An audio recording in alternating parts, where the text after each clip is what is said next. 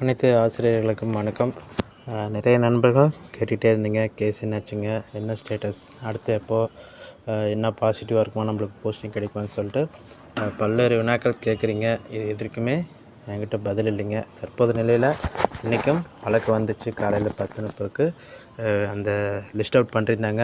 அதுக்கப்புறம் pass out கொடுத்துட்டு மத்தியானம் ஹியரிங் திருப்பி வந்துச்சுங்க. இதன் அடிப்படையில் திருப்பி அதை வழக்கம் போல் எதிர்பார்க்கும்போது இந்த கண்டோன் டிலே ஃபைல் பண்ணும்போது ரிட் அப்பீல் அரசு தரப்பு வந்து பார்த்திங்கன்னா அந்த அவங்க தீர்ப்பை எதிர்த்து மேல்முறையீடு செஞ்சுருக்காங்க, ஜட்ஜ்மெண்ட் எதிர்த்து.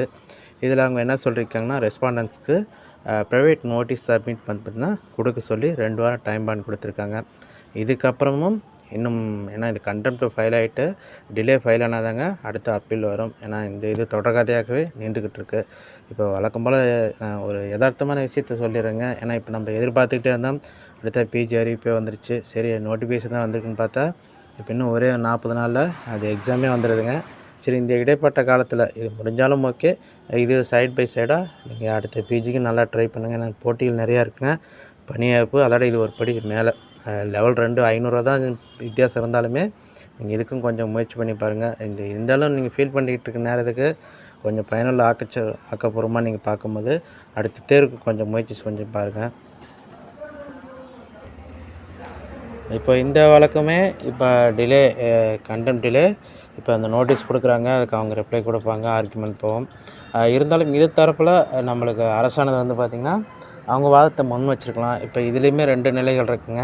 ஏன்னா அவங்க மெயின் பர்பஸ்ஸு மினிஸ்ட்ரல் சர்வீஸ்க்கோட பிடி கன்வர்ஷன், பிஜி கன்வர்ஷன் இது 2ம் கேட்டிருந்தாங்க. அரசு தரப்பில் 2க்குமே பிடி கன்வர்ஷனாக 151, பிஜி கன்வர்ஷனாக 39 போஸ்டிங் கொடுத்துட்டாங்க. அவங்களோட கோரிக்கை கொடுத்துட்டாங்க. ஆனால் அவங்க எதிர்பார்க்குற அந்த இலக்கை வந்து கவர்மெண்ட் தரப்பு உறுதியாக இருக்கிறாங்க. இருந்தாலும் இவங்க அமைச்ச பணியாளர்களும் அவங்க யாரை பற்றியுமே கவலைப்படல, பொருட்படுத்தலை.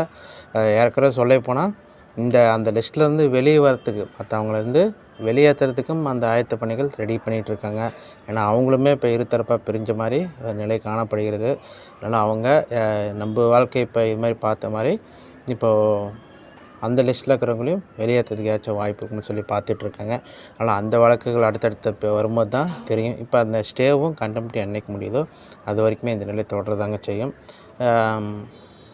அதே மாதிரி நம்ம பிடி ஆசிரியர் சார்பாக அவங்களும் வழக்கு தொடர்ந்தாங்க. அந்த இது எப்போ வரும்னு சொல்லிட்டு அதை பார்த்தா தெரியும். அதுலேயும் ஒரு சுமூகமான நிலை ஏற்பட்டால் சீக்கிரமாக வர்றதுக்கான செப்டம்பரில் பணி வாய்ப்பு இருக்குங்க. இருந்தாலும் ஒரு நம்பிக்கையோடு இருந்தாலும், ஒரு நம்பிக்கை ஒரு பக்கம் இருந்தாலும் இந்த யதார்த்த நிலை புரிஞ்சுக்கிட்டு நம்ம இன்னொரு பக்கம் உண்மையை நம்ம கட்டாயத்தில் இருக்குங்க. கண்டிப்பாக இது பாருங்கள், 24/8/2025 பள்ளிக்கல்வித்துறை சார்பாக வெளியிடப்பட்ட அறிக்கைங்க. இதுலேயுமே அவங்க என்ன சொல்லிட்டாங்க, கிட்டத்தட்ட பணி நாடுகள் தெரிவு செஞ்சுட்டதாகவே சொல்கிறாங்க.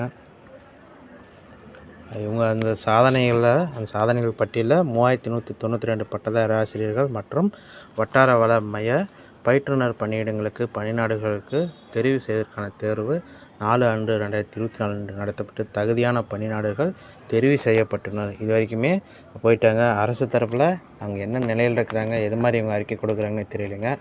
அவங்க கிட்டத்தட்ட போட்ட மாதிரியே ஆல்ரெடி அந்த இதுவும் பார்த்துருந்தோம். அந்த சாதனை விளக்கத்தில் இப்பயும் இதையும் எடுத்துகிட்டு போட்டாங்க.